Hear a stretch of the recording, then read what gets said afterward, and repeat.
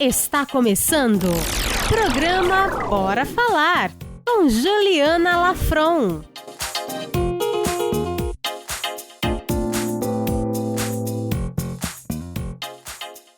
Fala pessoal, beleza? Sejam bem-vindos a mais um Bora Falar. Eu sou Juliana Lafron. Peraí, amor, eu sou Kaique Barbosa. Para de close. Gente, sejam bem-vindos a mais um Bora Falar. A gente está estreando a nossa terceira temporada e nós estamos aqui na nossa casa, que é o Juice Hub, o maior hub de inovação da Baixada Santista.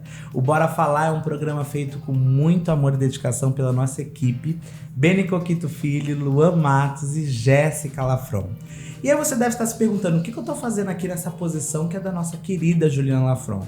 Como ela sempre fala, eu tenho aqui ao meu lado Kaique Barbosa. Hoje eu vou falar que eu tenho aqui ao meu lado ela, Juliana Lafron, minha amiga, minha maninha, que é embaixadora Politize, gestora pública, coordenadora de desenvolvimento social e apresentadora do Bora Falar, só que hoje ela tá como convidada. Seja bem-vinda, Ju. Obrigada, maninho, você arrasou, hein, na apresentação. Agora já vou marcar férias aqui pra viajar com o Ben e deixar tudo na sua mão, hein? Você não sabe o quanto que eu tô suando aqui. Tô muito feliz e honrada de ser entrevistada por você novamente, né? E eu muito feliz e nervoso de estar entrevistando você aqui, claro, né? A gente já teve um bate-papo assim nas lives, né? Agora a gente tá aqui ao vivo para todos vocês. Ju, para começar, você sempre faz uma pergunta para todos os nossos convidados, que é uma pergunta sobre a desconstrução de rótulo, né? Você que, como mulher, a gente sempre fala, sempre carrega muitos rótulos da sociedade, né? Toda menina, toda frágil, toda princesa, então as pessoas olham e falam assim, ih, essa Juliana eu não sei. Quem é a Juliana Lafron? Como você gostaria que as pessoas te conhecessem? Olha, maninho, né? A gente tava conversando antes e eu falei, chegou a minha hora de responder essa pergunta, né? Caramba, depois de fazer essa pergunta para tanta gente, agora eu que vou ter que responder. Pensando aqui, eu acredito que a melhor resposta para mim seria de que as pessoas me enxerguem como alguém que acredita no mundo melhor, que tá aqui, né? Eu acredito que a minha missão é estar aqui para me tornar uma pessoa melhor, me desafiar nos meus defeitos, nas minhas fragilidades, me aprimorar e usar tudo isso para reverberar no mundo, né? Para de alguma forma contribuir para ele ser um lugar melhor também. É isso que eu acredito. E como servidora pública que sou, né? Não estou, sou, em que as pessoas também me enxerguem dessa forma. Que eu acredito que tudo que eu estudo, que eu aprendo, que eu corro atrás é para me desenvolver melhor e ser uma servidora pública melhor também. Com certeza, e você não tenha dúvida de que você vem contribuindo para esse mundo melhor. Quem convive com você sabe e desfruta disso também, né? Ju, eu te conheço há, 15 anos já. Então Foi há 89 anos. 89 anos, duas crianças inocentes. Mas assim, tem muita gente que acompanha a gente que não sabe toda a trajetória, a história da Ju, né? E aí eu queria dividir com o pessoal e contar pra gente um pouco dessa história. Você, lá atrás, começou o teu ensino numa escola pública, né? Eu sei de várias coisas que você já fazia, acontecia, mudava. Isso que você falou de mudar o mundo, você já começou ali na escola, né? Você já transformava, foi presidente de Grêmio, já fazia toda a diferença. E foi também para fazer Enem, teve faculdade pública também. Conta um pouco pra gente como que é a Ju nessa questão do estudo. Quem te incentivou, se houve alguém que te incentivou, ou se você falou assim, não, eu vou fazer. Desde pequenininha você tinha esse anseio por mudança? Olha, eu sempre gostei muito de estudar do que eu me lembro, né, por gente. Meus pais me incentivavam muito. A minha mãe, ela era dona de casa, criou a gente, né, e ela fez magistério. Então, eu tive o privilégio de ter uma pedagoga em casa, né, ali de forma exclusiva.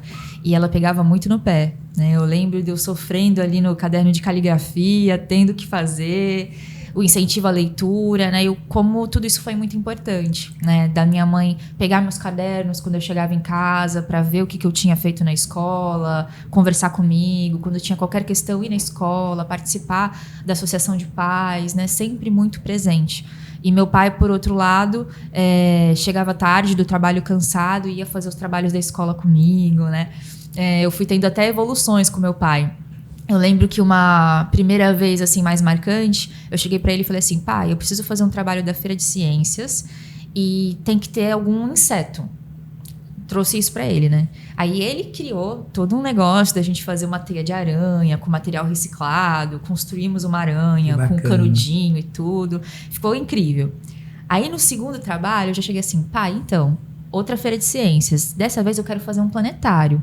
E esse planetário tem que se abrir como se fosse uma maleta e os planetas se alinharem todos ao mesmo tempo. Gente, tem que ter um fundo. Aí eu dei toda a ideia pra ele. Uma coisa humilde, não? Ele já começou a perceber que tava se lascando ali, né? Olha, dei corda pra alguém que eu não devia. Aí lá, já na 8ª série, né? Isso que eu falei foi 5ª série. Isso lá, já na frente, eu falei, pai, é o seguinte. Eu vou fazer um trabalho de história e é um enredo de escola de samba. Vamos falar sobre o Egito.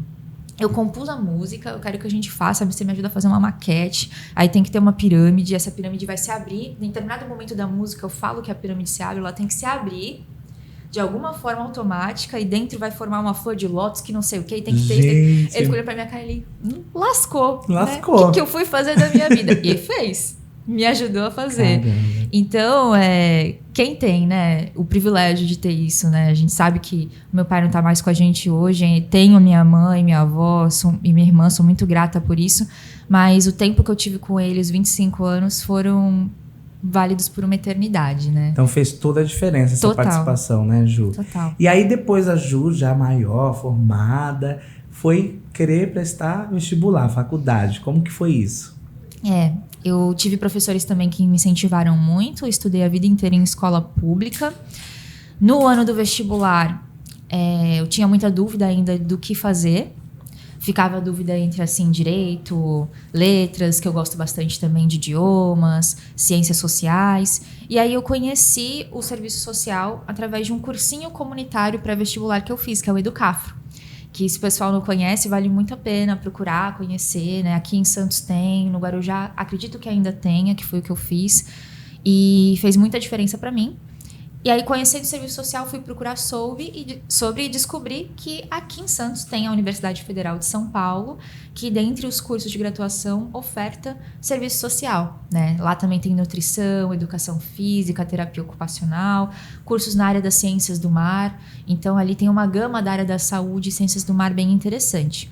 E é uma universidade de qualidade e gratuita, né? Para mim, quando eu escolhi fazer serviço social, a mensalidade na época, isso 2011, né? Era alta, consideravelmente alta. A gente não ia ter como bancar. Então, ou eu conseguiria uma bolsa, ou eu faria uma pública. Não tinha outra alternativa. E, além disso, eu sempre tive na minha cabeça, Maninho, que tanto que meus pais se dedicaram, né?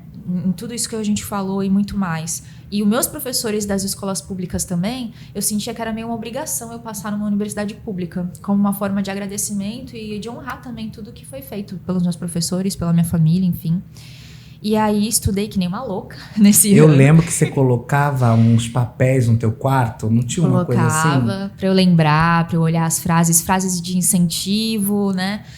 Conteúdos também. Eu fazia ETEC na época. Então, eu fazia ETEC num horário, estudava no outro. E no intervalo das aulas, eu lia li todos os livros da lista do vestibular naquele ano. Os clássicos. Foi o mesmo ano que eu fiz o concurso público, né? Depois a gente vai falar disso. A gente vai entrar nessa parte. Também estava estudando para isso. E deu certo. Eu passei em segundo lugar em serviço social. Quase gabaritei a redação do Enem, que era um foco meu. Tirei 980. E consegui realizar esse sonho, né? Entrar no curso que eu queria, na universidade que eu queria, honrar meu pai, minha mãe, minha família, meus professores e ter a possibilidade, de fato, de iniciar, né, na universidade pública, de ir para esse degrau. Eu fui a primeira pessoa ali do meu núcleo familiar a entrar numa faculdade, né? Depois de mim, minha mãe entrou, minha irmã entrou. Ou seja, você incentivou todo mundo, né, querendo ou não, a entrar nessa também. Uhum. E, Ju, você disse aí que tinha outras coisas que você pensava, direito, né, letras. Então, não era assim, assistência social sempre foi. Foi uma coisa que você conheceu e se apaixonou, né? Sim, eu acho que deu um nome para o que eu queria fazer. Porque o direito era muito pela questão de defesa de direitos das pessoas, letras por gostar dos idiomas e de entender a história também, né? E ciências sociais pelo mesmo motivo, antropologia, sociologia, tá tudo ali naquele contexto, né? O serviço social, ele meio que congrega a parte de direito, de você entender os direitos, formular políticas públicas, defender esses direitos, e também a parte das ciências sociais de antropologia, sociologia, economia crítica, psicologia social. Então, o assistente social é aquele profissional que é formado, né, se torna bacharel em serviço social, para fazer uma leitura crítica da realidade na qual ele está inserido e propor intervenções na perspectiva da garantia de direitos do público que ele atende.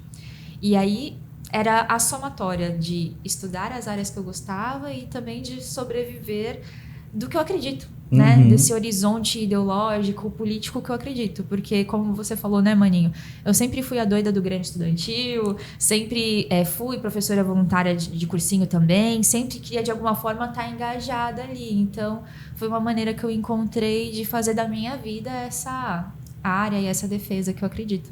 Sensacional. E aí você, então, já formada, prestou o concurso ou ainda não estava formada? Eu prestei o concurso em 2011, no mesmo ano que eu fiz o vestibular.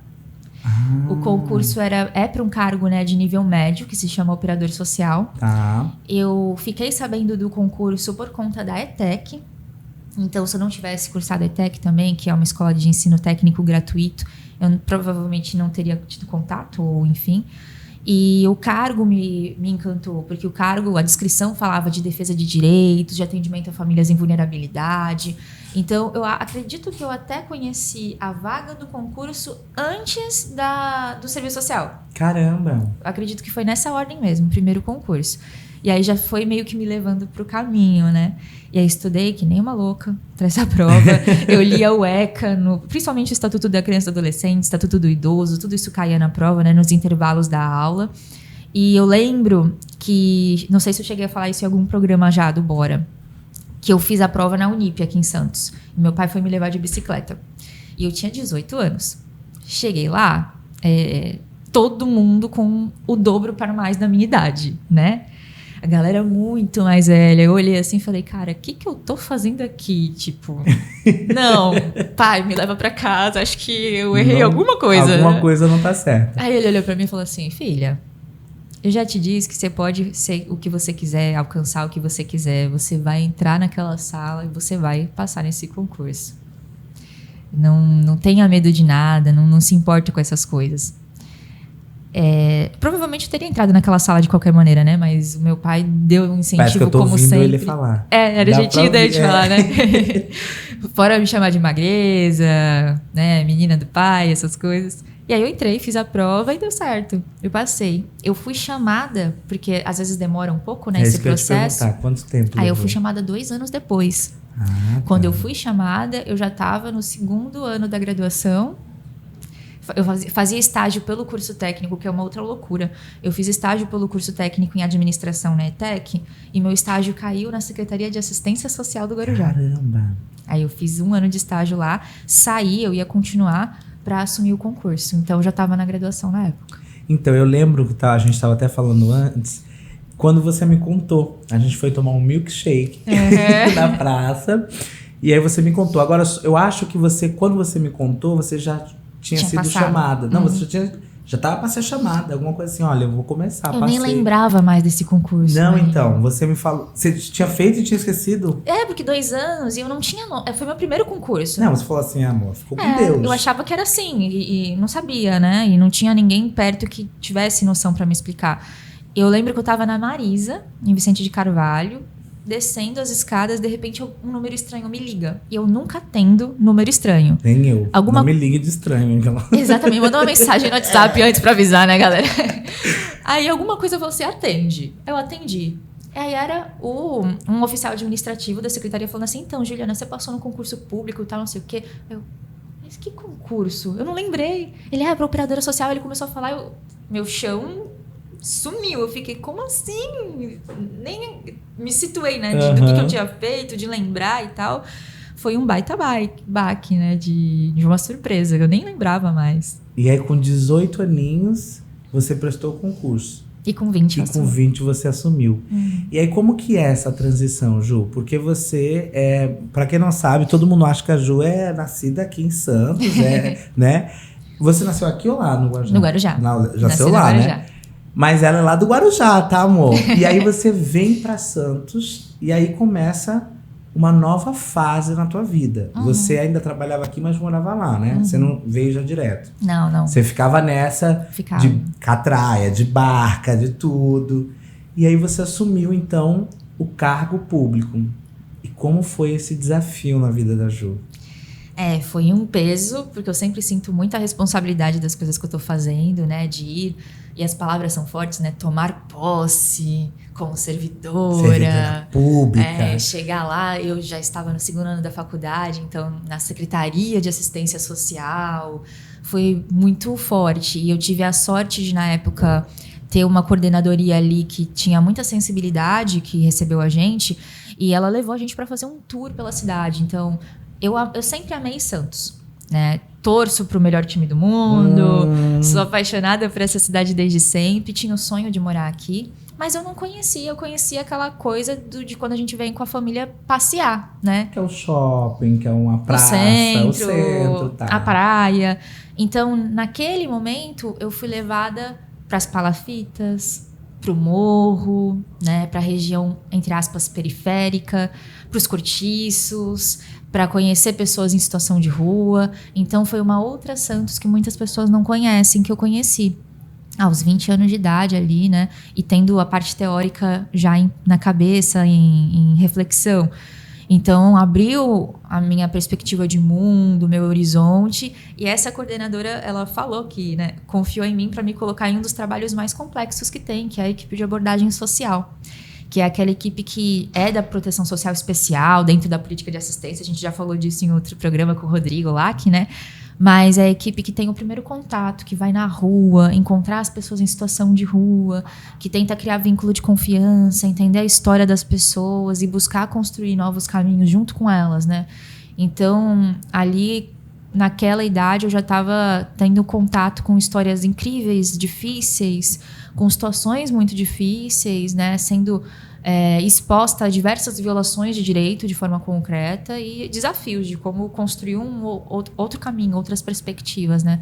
Foi um baita aprendizado, maninho. Eu sou quem eu sou hoje, além da família, dos amigos que co-criam a realidade junto comigo, sou quem eu sou por causa do meu trabalho na Prefeitura de Santos. Desse contato direto, né? De tudo que eu com vivi. Uma realidade de ali. tudo que eu vivi nesses serviços, das pessoas que trabalharam comigo, as pessoas que eu atendi, junto com as experiências da faculdade, né, de estar sempre estudando ao mesmo tempo.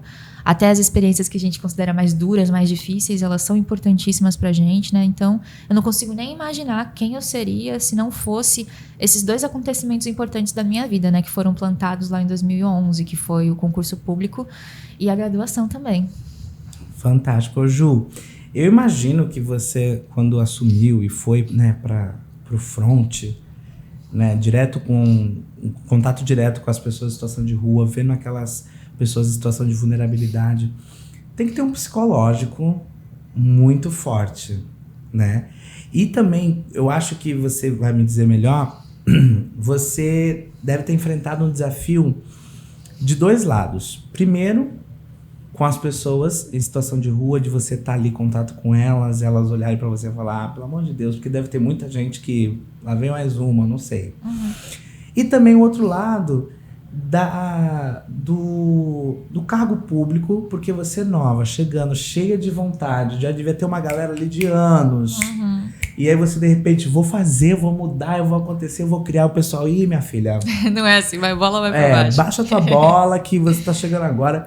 Você teve essa dificuldade? Como que você fez para lidar com isso? E você acha que da Juliana de 20 anos, quando você tinha 20 anos, que você entrou, você acha que você conseguiu mudar ou que mudou algo de lá para cá na Ju e no teu serviço? Nossa, várias que perguntas pergunta gigante. Peraí, né? Redação do Enem. Olha, maninho, eu acredito que várias das questões que você falou aconteçam também no setor privado. Falo acredito porque eu não tenho experiência no setor privado de trabalho, né? Eu fiz o estágio no setor público, depois me tornei servidora.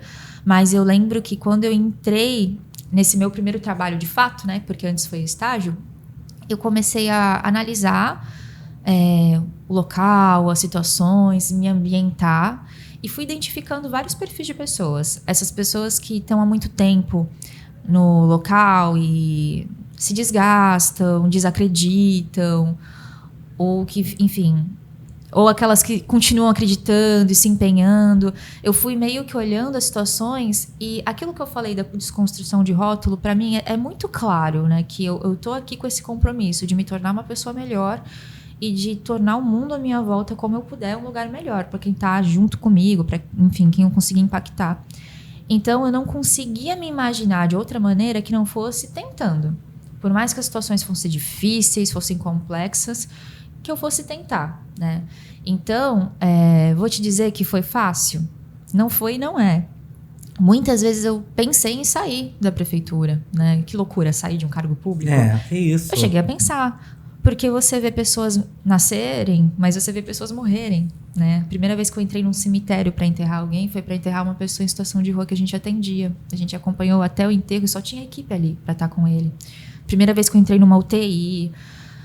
Enfim, foram momentos muito difíceis, marcantes. E às vezes eu ficava nessa situação, né? Acho que é melhor sair para eu não afetar quem eu sou, com medo de mudar a essência, né?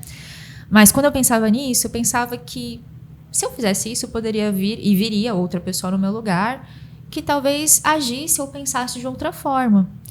E o quanto é significativo, muitas vezes, um bom dia, uma atenção, a sinceridade. As pessoas percebem quando a gente é sincero ou não, sabe?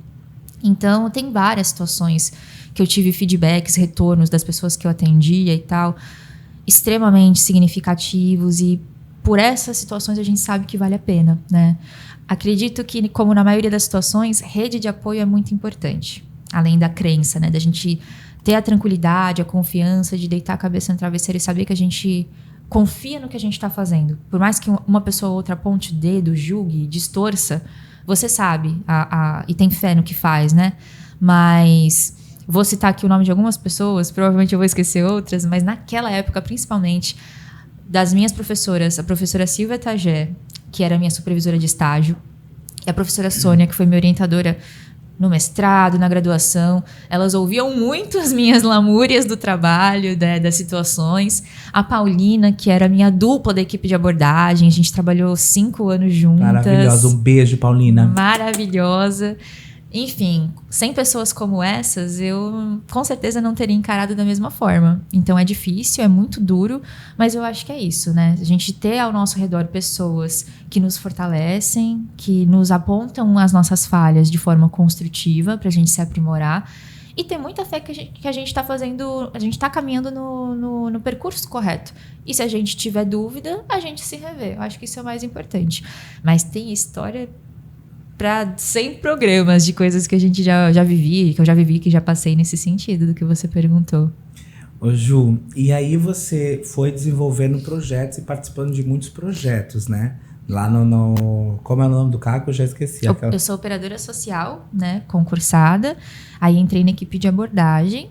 E depois eu fui convidada para ser apoio técnico da coordenadoria, né? Na época eu já estava no mestrado. Eu já estava iniciando o mestrado.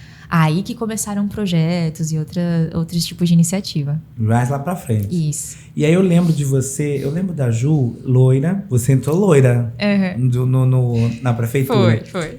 E de coletinho e tudo. Tinha um negócio, você numa perua, numa Kombi, fazendo um negócio. Mecha rosa no cabelo, prancheta rosa. Toda menina, toda fofa. E muito forte para poder fazer esse trabalho. Porque eu confesso que eu talvez não conseguiria. Inclusive, através de você, muito me fez abrir os meus olhos para essas pessoas em situação de vulnerabilidade, situação de rua. Porque a gente cresce, a gente vem ao longo da vida ouvindo e replicando coisas, falas preconceituosas, pensamentos tortuosos a respeito dessas pessoas. E através de você eu pude ter um novo olhar. Olha que trocadilho é esse? Um novo olhar para essas pessoas em situação de vulnerabilidade, essas famílias em situação de vulnerabilidade.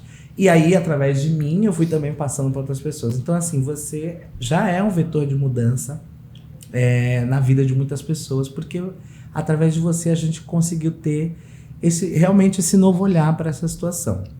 E me fala um pouco dos teus projetos na coordenadoria, lá na operadora social, como que foi? Quando eu passei a ser apoio técnico da coordenação, eu comecei a ter uma vivência mais de gestão, né? É uma coordenadoria específica que cuida de todos os serviços para esse público. Abordagem, Centro Pop, acolhimentos. Aliás, vou deixar aqui um abraço para a Miriam, que é a coordenadora até hoje, né? Miriam Acredito também que ela está há maravilhosa. 7, 8 anos já à frente da coordenação. Aprendi muito com ela também. É uma mulher muito trabalhadora. E ali, eu já fui experienciando esse outro lado, que é ter contato. Na ponta, eu tinha contato entre equipes, pessoas que a gente atende. Na gestão, eu tive mais contato ainda com o que a sociedade civil, ou a sociedade no geral, pensa em relação a esse fenômeno social, que é a população em situação de rua, né? E é muito engraçado porque na minha trajetória acadêmica, meio que eu sempre busco no estudo, na academia, né, o que me falta e eu sinto de dúvida na prática. No meu trabalho. Então, uma coisa está sempre relacionada com a outra. Tanto que na época que eu estava na abordagem, as minhas pesquisas científicas, iniciações científicas, foram todas de entrevistas semi-estruturadas sobre questões relativas à população em situação de rua, aos serviços, muito relativo ao que eu fazia. Quando eu fui para a gestão, passei a ter contato com outras searas, com o nível de articulação entre secretarias, com o nível de contato com diferentes setores da sociedade civil. A minha dissertação de mestrado fala das alegorias da vida na rua, das relações de interpretação sobre esse fenômeno, né? E ali eu tive outras experiências, como eu falei.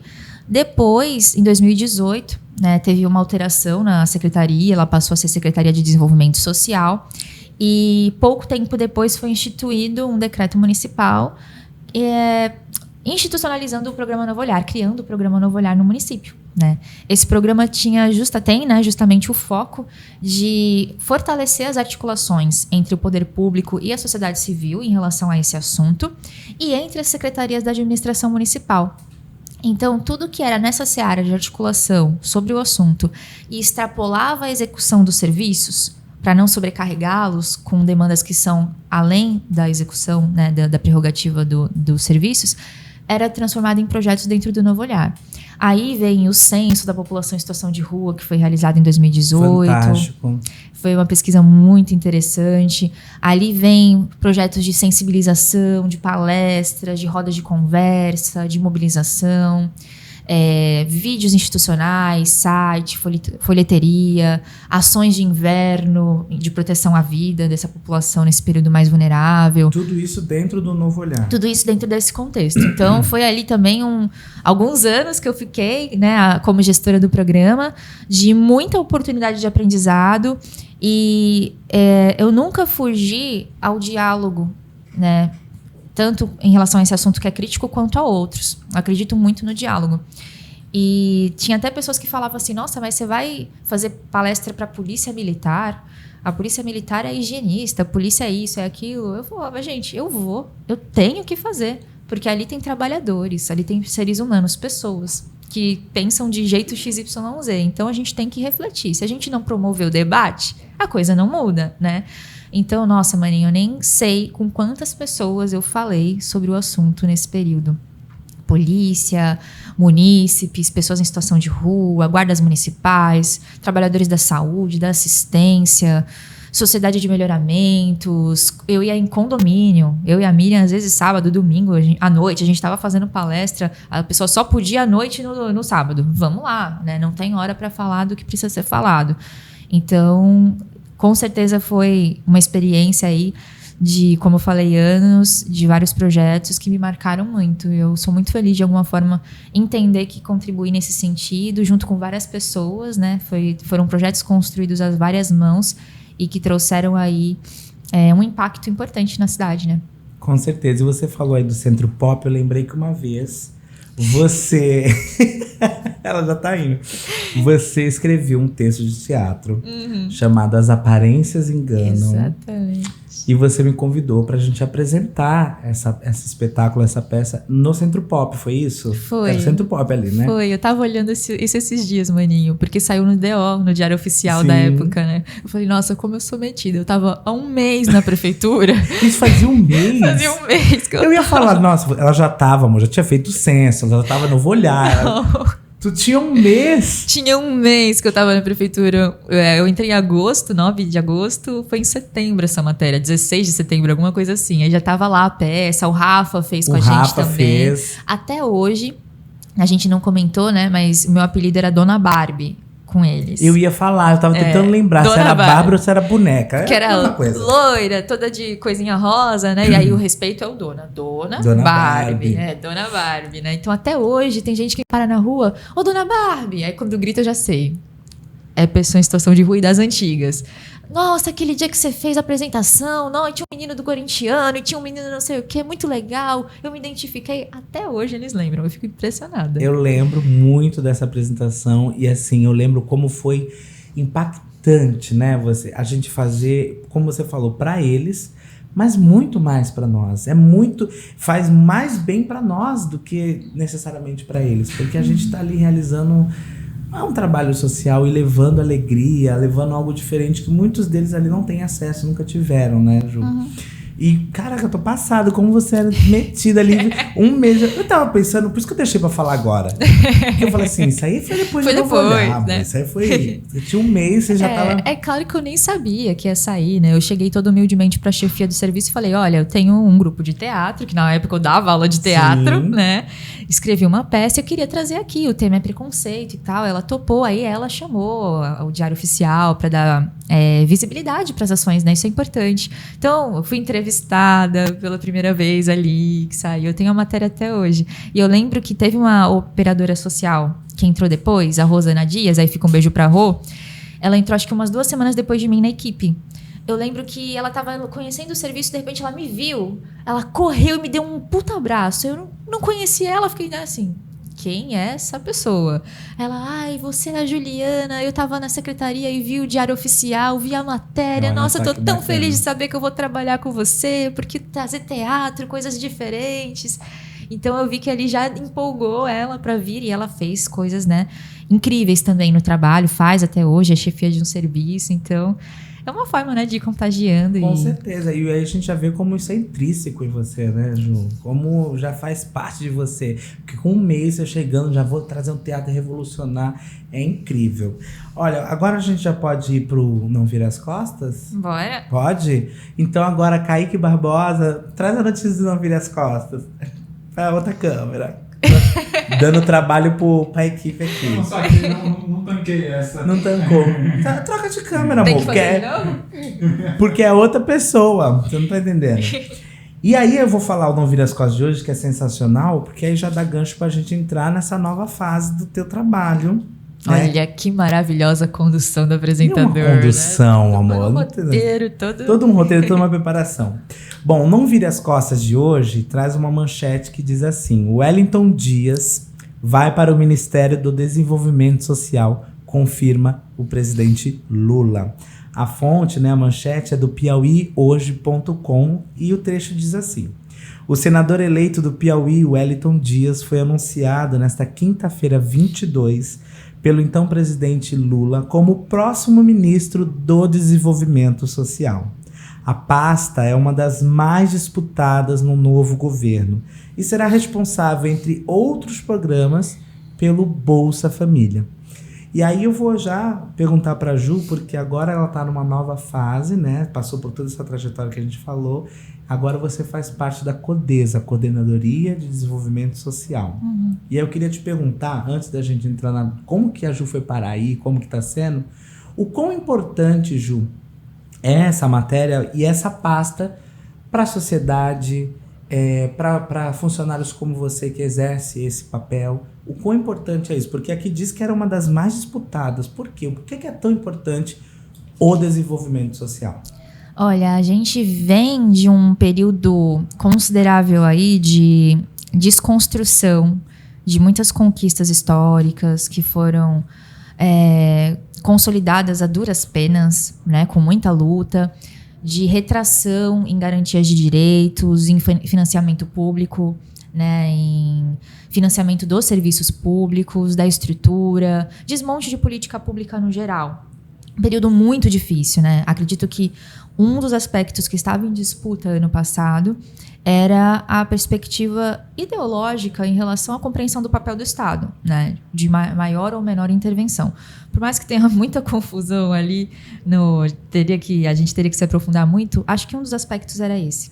E a gente sabe que uma das marcas do governo Lula na gestão anterior, né, nos 2 mandatos que ele teve, foi em relação às políticas públicas, a consolidação delas, né? A gente teve ali o SUS sendo fortalecido naquele período, né? A gente teve o SUAS sendo instituído naquele período, que é o Sistema Único de Assistência Social. Política Nacional para a População em Situação de Rua, Tipificação Nacional dos Serviços, várias coisas para educação, universidade, programas. Reúne, né, a expansão do ensino público. Foi nesse contexto que a Unifesp veio para Santos, a Universidade Federal de São Paulo. Antes, as universidades públicas eram num número muito menor de campos e mais centralizados. Então, galera, para mim foi muito duro e eu tive que estudar muito para entrar na Unifesp. Mas se ela fosse em São Paulo só, se fosse em outro local, seria muito mais difícil esse acesso. Seria mais desafiador, né? Ela está aqui, para mais jovens daqui poderem acessar. E a gente tem esse cenário em outras regiões do país, né?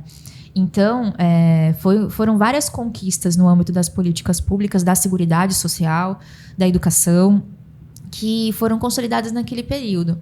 E aí a gente vem de um longo período também de retração. Então, a expectativa é muito grande, né? Principalmente de quem acredita numa visão mais progressista, para quem entende a importância das políticas públicas, entende a importância da assistência social. Se não fosse a política de saúde consolidada no âmbito do SUS, como ela é no nosso país, não sei como teria sido esse período da pandemia, porque foi muito difícil, né?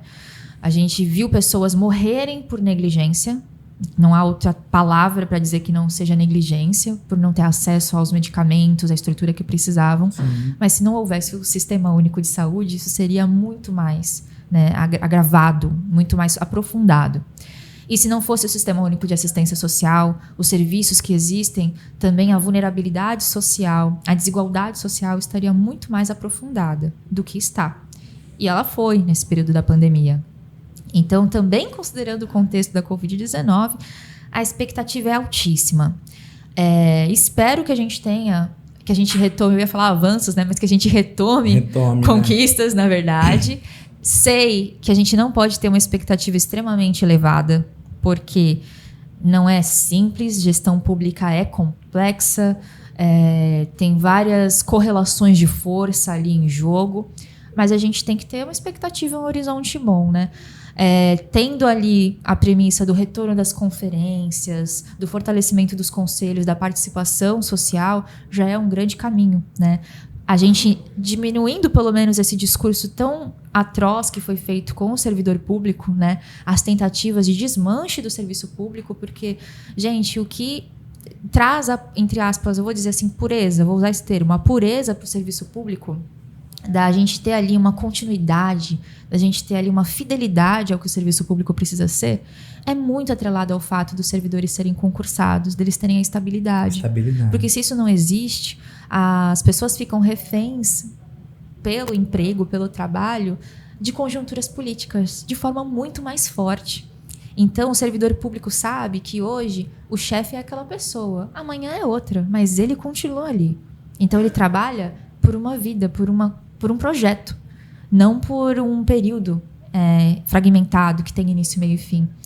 Então, espero muito que esses ataques, né, se encerrem, se a gente pode ter essa expectativa alta, mas que eles diminuam, que as políticas públicas sejam, de fato, refortalecidas, que a gente volte a olhar para a gestão pública de forma séria, né? E o novo ministro, ele tem uma trajetória política, né, como governador, acredito que ele foi governador 2 vezes do estado dele, senador, mas de regiões, né, de uma região que é ali, no geral, a região nordeste do país, ela é muito avançada na política de assistência social, dá de 10 a 0 aqui na gente. Então, espero que ele valorize os técnicos da área, que coloque pessoas que têm conhecimento, expertise, experiência na área de atuação que precisam estar, e que a gente tenha, de fato, transparência nas ações e instituições fortalecidas de controle social para construir esse trabalho em conjunto, com participação, como ele precisa ser. E que a gente retome, de fato, o nome, né? O desenvolvimento social. Que Exatamente. a gente desenvolva novamente, que a gente volte a desenvolver, né? Isso é as palavras da coordenadora de desenvolvimento social. E aí a gente vai agora entender e saber como é que você foi parar na Codeso, esse novo desafio que entrou. E recentemente, faz quanto tempo, Ju? Fez 6 meses. 6 meses. 6 meses. 6 meses que você tá lá na Codeso. Como é que tá sendo isso? A Codeso é a Coordenadoria de Desenvolvimento Social, né? Fui para lá em agosto, assumi, foi um convite do secretário Carlos Mota, que é uma pessoa também que eu sou muito grata, né? Para a qual eu sou muito grata, que acredita muito no meu trabalho, me incentiva muito. E também deixo aqui um agradecimento, o momento de deixar agradecimentos, né, Maninho? Para Débora, porque a gente tem que ter gratidão. Com certeza. Débora era coordenadora anteriormente, né? Ela manifestou o desejo de sair, ela ficou 9 anos nessa coordenação. Caramba. Ela construiu as bases da coordenação como ela é hoje. Ela é terapeuta ocupacional de formação e ela sentiu que já não estava no momento de vida de estar ali, que não entregaria o que ela acredita que precisava ser entregue. Eu acho isso muito bonito, louvável. É nobre. E nunca vi isso acontecer dessa forma no setor público, sabe? Então, acho que a gente precisa deixar registrado. E eu fiquei 1 mês em transição com ela, o que também é raro de acontecer. Ela me passou o trabalho, me ensinou. Te passou o bastão, Me definitivamente. passou o histórico, me apresentou para a equipe, me validou. Então, foi um privilégio o processo da forma que ocorreu. E lá, a gente tem um trabalho que é muito importante, acredito que na atual conjuntura mais ainda, que é trabalhar a integração ao mundo do trabalho para as pessoas que são atendidas pela assistência social, pessoas em vulnerabilidade, risco pessoal e social. Então, a gente tem ali a Resolução Normativa 33 do CNAS, que é o Conselho Nacional de Assistência, que é uma das nossas principais, nossos horizontes, né, normativas de orientação do trabalho. E ali a gente tem diferentes programas e projetos que vão sempre trabalhar essa questão de uma forma ampla. A gente não está falando de gerar emprego apenas para as pessoas. A gente está falando de gerar renda, de ampliar repertório, de qualificação profissional, de inclusão produtiva, economia criativa, de possibilitar a construção de novos caminhos para as pessoas a partir do perfil delas, do interesse delas, trabalhando o protagonismo do sujeito, né? É um trabalho de mediação, de articulação, de mobilização muito interessante. Eu não tinha dimensão do que a Codeso faz de fato, né? Tinha noção, mas não dimensão antes de ir para lá. Sou apaixonada pelo trabalho que essa coordenadoria faz. Estou muito grata por estar ali. Sou muito grata a cada um dos trabalhadores que está ali, desde os instrutores até os servidores. São pessoas incríveis que me ensinam muito e muito comprometidas com o que fazem. Então, aquela premissa de vida ali se fortalece mais ainda, né? Eu estou ali, acredito que estou ali, trabalho ali para que as pessoas que estão comigo possam se desenvolver. Eu quero contribuir para que elas sejam trabalhadores melhores, pessoas melhores, e que a gente entregue o melhor também para o público que a gente atende. Então, sou muito grata a todos eles e as pessoas que a gente atende.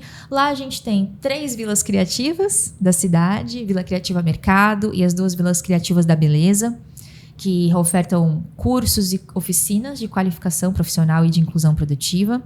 Nós temos também o programa Fênix, o programa Novo Rumo, que geram ali, né, a transferência de um benefício com um trabalho de um plano personalizado de acompanhamento que vai atender aquelas questões de repertório, protagonismo, cidadania, participação social e de qualificação profissional também. Temos a Feira de Produtos Usados e Reciclados, que é a FEPUR, que fica ali também na região do Mercado Municipal, a Lavanderia 8 de Março, enfim, são 7 programas e projetos diferentes, 7 equipes diferentes, quase 50 funcionários, né?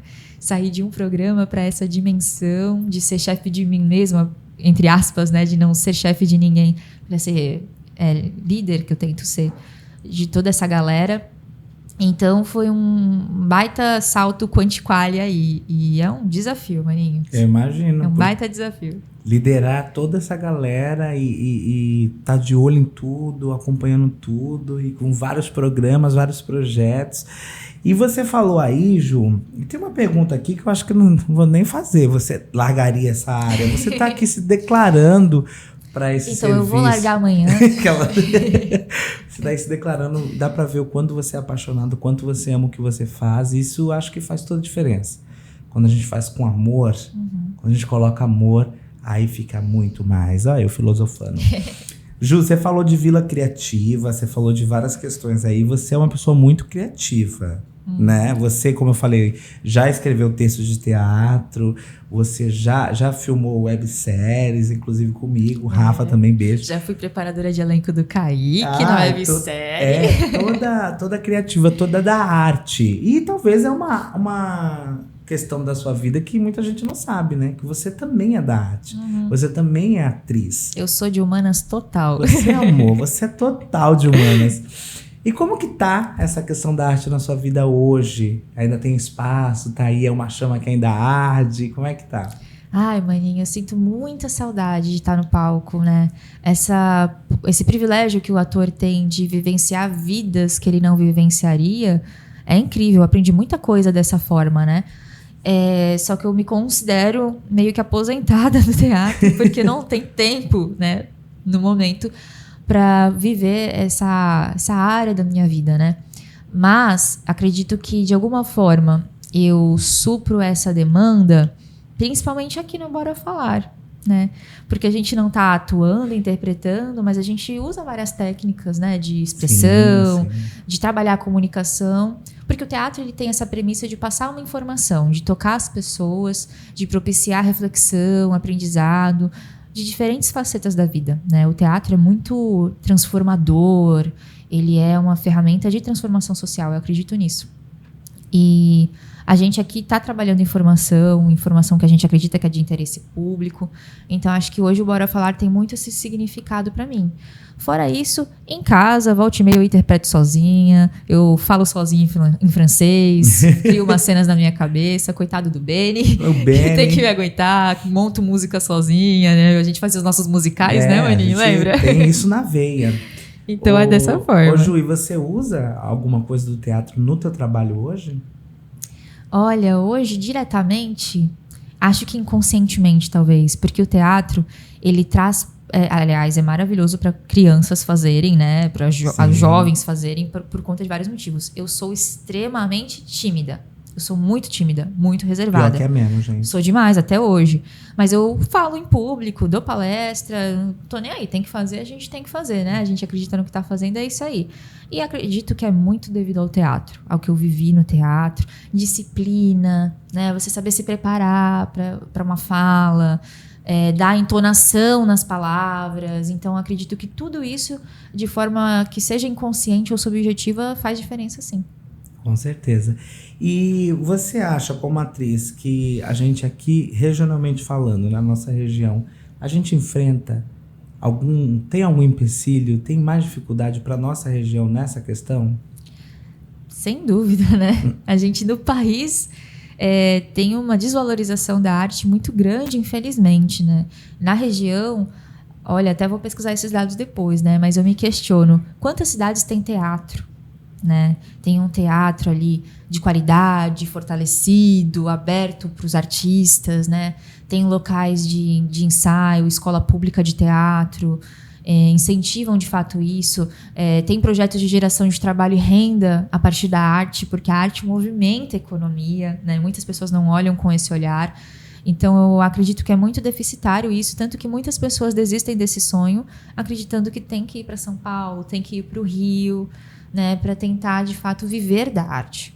Então, isso é muito triste. Aqui em Santos, a gente tem o privilégio de ter uma escola de teatro muito forte, né? E de ter também teatros, né? A gente tem no plural, sim, Teatro Guarani, Coliseu, Teatro Municipal. Então, é um cenário à parte. Porém, ainda assim, sem dúvida, persistem vários desafios que também envolvem políticas públicas, né? Eu acho que quando a gente vai para o lado da participação, e como eu falei, espero que as conferências, os conselhos sejam fortalecidos, a gente dá e abre espaço para os artistas também terem voz, para os públicos que são afetos ao tema terem voz, e aí a gente tem uma possibilidade maior de ter iniciativas que realmente importam nesse sentido também da arte, né? Com certeza. E você falou que você usa até o Bora Falar como uma fonte de você estar sempre voltando para tua atriz, né, para o teu lado artístico. Mas também tem o lado da internet, né? Porque você agora é uma influencer digital e a sua página lá movimenta bastante, você leva muito conteúdo, você leva muita informação bacana. Como que é essa Ju Influencer? Também tem esse lado aí, a Ju Influencer Digital. Tem. Eu não sei qual palavra é melhor, maninho, mas eu acho que eu não me considero um influencer, né? Não sei, tenho dúvidas sobre isso. Mas eu comecei a mexer no Instagram, principalmente, de forma estratégica, em 2018, porque eu senti a necessidade de trazer mais transparência para as minhas ações enquanto servidora. Então, ali eu comecei a compartilhar reuniões que eu fazia, projetos que era o dia a dia de projetos, de desenvolvimento deles, né? Lugares públicos que existem, serviços da cidade, como uma forma de transparência pública mesmo, né? E muita coisa as pessoas não conhecem. Eu me considero privilegiada de, há tanto tempo, estar na máquina pública e ainda não conheço um monte de coisa, mas conhecer tantas iniciativas, né? Então, a ideia foi de compartilhar. E aí acabou vindo outras coisas, né? Porque eu falo, obviamente, a minha rede social profissional / pessoal, falo do Santos, compartilho quando vou para os jogos, coisas pessoais, tem enfim. o Bora Conhecer, que você posta. Bora Conhecer. Tem o Bora Fazer o Bem. Bora Fazer o Bem. Você se monta de princesa. Tem esse lado artístico aí também, tem, né? Verdade. Você vai lá com as crianças, tem isso aí também. Verdade. Nossa, o Bora Fazer o Bem, sem dúvida, me permite continuar como atriz, porque eu entro no personagem ali e o retorno das crianças é incrível. Bem lembrado, maninho. O Bora Fazer o Bem tem esse significado, né? Da gente deixar viva a esperança, o direito de sonhar, de estar ali junto, em contato e ver o brilho no olho das crianças, e não só das crianças, das mães, dos pais, né, das meninas grandonas, os meninos indo querer tirar foto e estar junto. Não tem preço e tem muito a ver com teatro, sem dúvida. Mas acabou que muitas pessoas me davam um feedback que eu não tinha a intenção de inspiração. Teve pessoas que não conheciam serviço social, jovens que conheceram através de mim nas redes sociais e foram estudar, se interessar, cursaram, terminaram. Eu assisti o TCC. Tá vendo que você é influência? É influente, amor. Influência é aquela que influencia. Forma, né? Então, é um exemplo, né? E outras falas que eu acabo tendo esse feedback. Então, eu tento ali, de alguma maneira, acho que continua sendo esse objetivo, compartilhar informações de interesse público, dar transparência pública de alguma maneira as minhas ações para um grupo ali que acompanha e inspirar, se for o caso, né? Tem tantas pessoas que me inspiram, que ajudam. Eu sempre falo que às vezes a gente nem percebe, mas tem uma pessoa vendo a gente, se inspirando na gente, a gente nem imagina. Então, vale a pena continuar. Tá difícil, mas continua, porque tem muita gente ali se fortalecendo nas suas ações, né? Então, eu tô aberta ali para tentar contribuir dessa forma. E acaba sendo uma relação muito bonita, com várias pessoas que eu não conheceria, que eu não teria contato, e de alguma forma, virtualmente, a gente se conhece. E eles me apoiam muito, me incentivam muito, me dão força em várias ações. Então, é bem bonito, é mais um motivo de gratidão. Com certeza, e é bem movimentado. E você já saiu em jornal, já saiu em TV, já está na internet, não sei o quê. Você já foi parada na rua? Você já foi reconhecida? Juliana! Já. Conta aí. Já. Isso! Já fui. Eu já fui parada na rua na época do teatro. Eu não lembro que peça que a gente fez, mas foi alguma peça que eu fiz uma vilã. Miséria Pouca é Bobagem. A Paty. A Paty, isso. A Paty do Miséria Pouca é Bobagem. Uma vez me pararam numa papelaria. Juliana fazendo vilã, pensa. Eu fazendo vilã, loira, né? Aí uma moça ficou olhando estranho. Ela falou assim, não, peraí, eu sei quem você é. Você fez isso com aquela família pobre, humilde, você não tem coração, não sei o que. Eu fiquei, senhora, do que você tá... Aí eu me toquei que ela viu a peça e confundiu as coisas. Mas eu fiquei, caraca, eu devo ter atuado bem. Acho que você entregou, você sempre entregou. Na época da websérie Ruído, eu trabalhava na equipe de abordagem. nas ruas. Então, muita gente me reconhecia também. É porque a gente saiu no jornal também, né? Saímos no jornal, no G1. No G1. No Expresso Popular, né? Então, e teve uma repercussão legal na época, né? E era um tema importantíssimo, né? Em relação à ditadura militar, à luta do movimento estudantil. Então, naquela época aconteceu muito. E hoje ainda acontece de vez em quando. E eu peço desculpa se eu pareço sem graça, porque eu fico sem graça, eu não sei como reagir, eu acho muito estranho. Olha assim, você me conhece, ai, que legal. Aí agora eu tô me acostumando mais, aí eu agradeço e tal. Então, se você me ver, me reconhecer, me chama, tira foto, eu vou querer tirar foto, vou querer que me marque pra eu compartilhar, eu vou adorar. Mas eu fico sem graça ainda, porque eu não me acostumei, não. Ô Ju, e aí, diante disso, você ser reconhecida, você ter uma rede social movimentada, levando informação, conhecimento, você tem um currículo pesadíssimo, e ainda se formando em mais coisas, e até é uma coisa curiosa que muita gente pensa, e eu pensava, né, que a pessoa que entra no serviço público, amor, pra quê? Né, estudar mais? Você tá ali, é teu pra sempre. E não, no serviço público você pode se capacitar para poder, né, e mais. E você, então, como eu tava falando, rede social e tudo, e arte, santista, vários jogos já foi.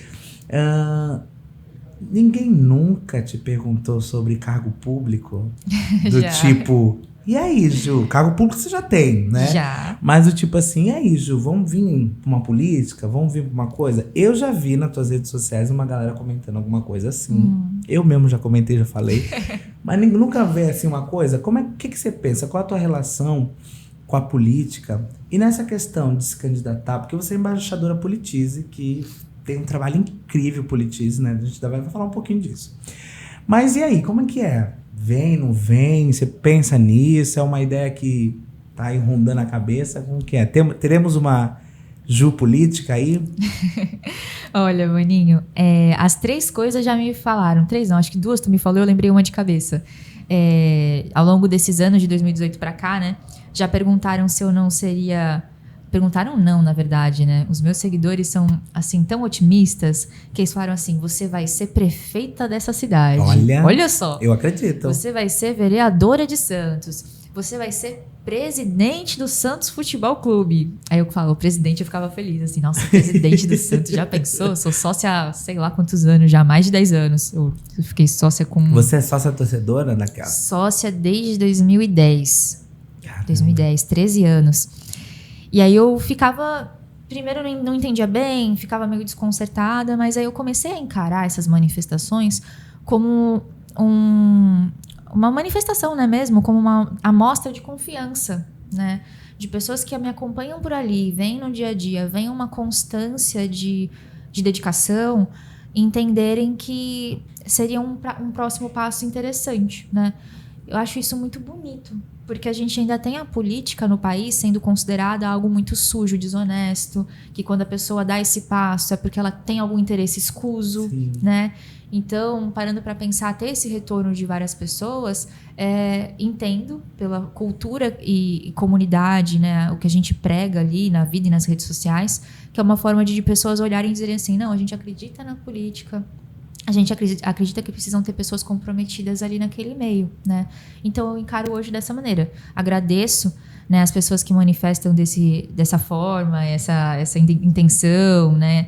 Enfim, mas eu não penso no momento, né? O que eu tenho certeza é que eu sou servidora pública, né? Eu, há um tempo atrás, não entendi esse sou, mas eu sou, não me imagino de outra forma.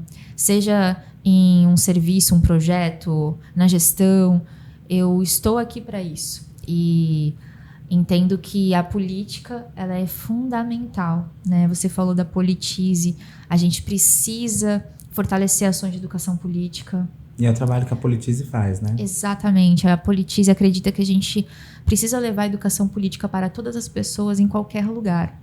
Então, vou citar aqui Aristóteles, essa galera das antigas, né? Muitos autores se baseiam neles para fazer reflexões do tipo que apenas a burguesia, digamos assim, ou a sociedade de classe mais alta deveria fazer escolhas políticas no país, porque eles teriam uma melhor compreensão e capacidade de analisar quem é melhor para nos governar. Tem gente que faz essa narrativa, né? Quando, na verdade, quem defende a democracia acredita que todos, né? O poder é do povo, é de todos. E isso é um contrassenso. Se existem pessoas que são prejudicadas, que estão em vulnerabilidade, que não têm o que comer, a gente tem que dar uma atenção maior para elas. A gente tem que pensar em políticas públicas e mecanismos da educação política chegar até elas. Não só educação política, habitação, saúde, tudo, né? Mas falando de política. Porque só quem vive na pele consegue dizer de fato o que é necessário para transformar essa realidade. Se a gente não tem mulheres participando da política, pouco se terá de política concreta para esse público. Se a gente não tem a população LGBT, PCD, pretos, pardos, periféricos participando, a gente entende como movimento social, a gente entende como conselhos, tudo isso que a gente já falou, ONGs, mas também num cargo eletivo, também como vereador, prefeito, prefeita, deputado, né? Então, se a gente não tem essa pluralidade, diversidade, a gente vai continuar alijando pessoas desse processo e vai ter sempre aquele mesmo padrão ali na política, reproduzindo ações com as quais a gente não concorda. Né? Então, agradeço muito também, acredito muito na Politize. Esse ano eu pretendo fazer mais ações pela Politize também, de educação política, porque é um trabalho que eu acredito que não tem fim, que a gente precisa executar, porque as pessoas compreendam o papel, a importância que elas têm de participação, o poder que elas têm, e usem desse poder com responsabilidade. Como diz, né, o tio Ben, é o tio Ben que fala isso? Com grandes poderes vem grandes responsabilidades. Então, a gente tem que assistir Homem-Aranha com esse olhar, fazer essa reflexão e colocar em prática o nosso poder, se apropriar do nosso poder, né? E incentivar, né? Com pessoas que a gente conhece mesmo, como você citou que fazem comigo, mas com outras pessoas que você conhece, acredita, que entende que são capazes, que poderiam fazer um bom papel, incentivar, por que não, né? Parar de tratar a política como algo sujo, mas tratar com a nobreza que ela precisa ter e com a responsabilidade. Acho que mais do que tudo a responsabilidade que ela precisa ter. Você é um ser político. Você se considera? Todos nós somos. A gente faz política o tempo todo. Quando eu estou lá gerenciando a equipe, tomando decisões, todas as decisões relativas aos projetos, ao gerenciamento do trabalho, eu tomo junto com as equipes. Todas. Eu não sou dona da razão, eu não vou saber o que é melhor 100%. Eu digo a minha opinião, abro espaço, a gente debate no sentido bom da palavra. Eu faço questão de ter equipes plurais, de ter diversidade, para a gente promover atrito ali no sentido bom. Porque se for tudo igual, apaziguado, tem alguma coisa errada. Uhum. Então tem que ter ali olhares diferentes. E a gente constrói todo o planejamento do trabalho em conjunto. Eu estou finalizando o planejamento da coordenação, né, dos próximos 12 meses, e ali eu coloquei no início uma foto de cada membro da equipe. Porque aquilo ali não é feito pela mão de uma gestão, de uma coordenação, mas é de um trabalho conjunto. Eu acredito que é assim que precisa ser. E isso já é um ato político. Já é um posicionamento.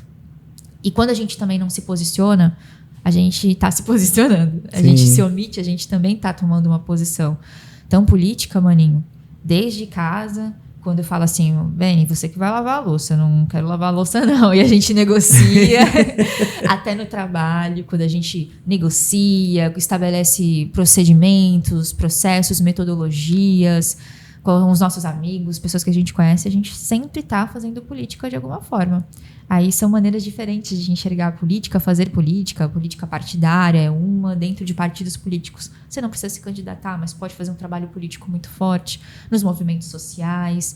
Vários convidados que a gente trouxe aqui fazem política muito bem, seja num cargo público, seja como servidor público, seja como líder de movimento, né? A gente trouxe a Aline Cabral, liderança dos movimentos estudantil.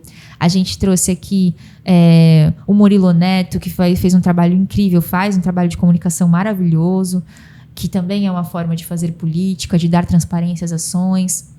Enfim, a gente trouxe várias pessoas aqui que fazem política de formas diferentes. Então, tirar esse estigma da palavra, olhar para ela de forma ampla e entender que a gente é corresponsável e co-criador dessa realidade. Então, a gente tem que se sentir nesse papel, se apoderar dele e encarar com a responsabilidade que ele deve ter.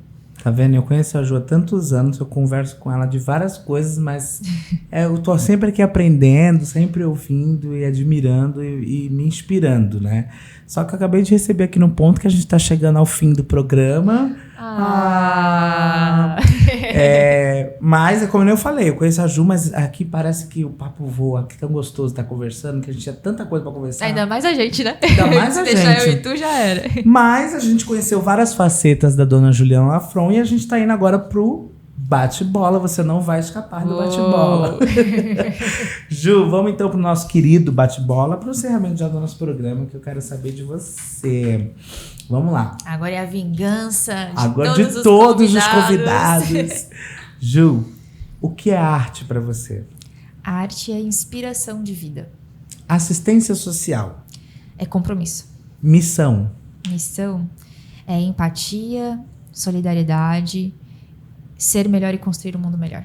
Eu vou fazer uma pergunta que eu faço para a maioria dos convidados. O que é o sucesso para você? Sucesso é saber que a gente tem uma missão e sentir que a gente está conseguindo cumprir essa missão, que a gente está no caminho certo. Agora imagina que o mundo parou para ouvir você. Qual mensagem você gostaria de deixar? Ai, meu Deus. O mundo inteiro, né, maninho? A gente faz essas perguntas, mas não sabe o BO que é para responder, né? Bem, eu diria que a gente precisa olhar para o outro como um ser humano e que o principal valor da vida é a empatia, que as dificuldades, fragilidades que a gente tem, de alguma forma ou de outra, em intensidades diferentes, outras pessoas sentem, a gente nem imagina às vezes. Então, partindo do pressuposto, como minha mãe me ensinou, que a gente deve tratar o outro como a gente gostaria de ser tratado, a gente é capaz, mais capaz ainda, de construir um mundo melhor.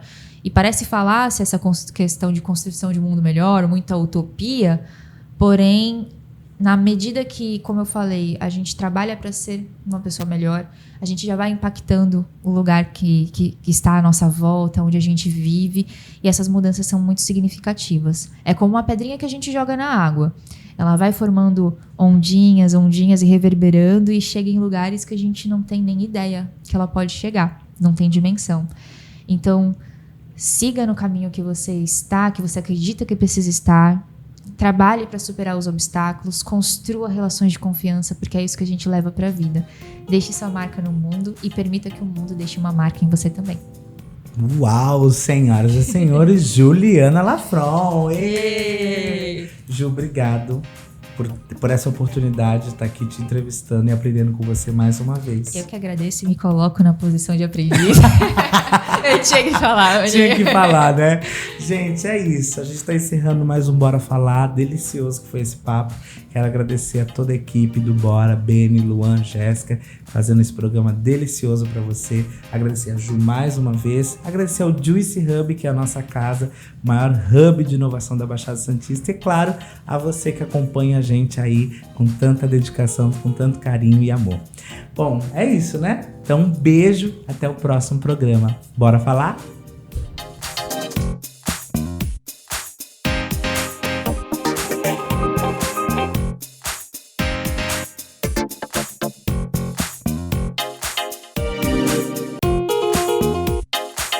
Acabamos de apresentar Bora Falar com Juliana Lafron.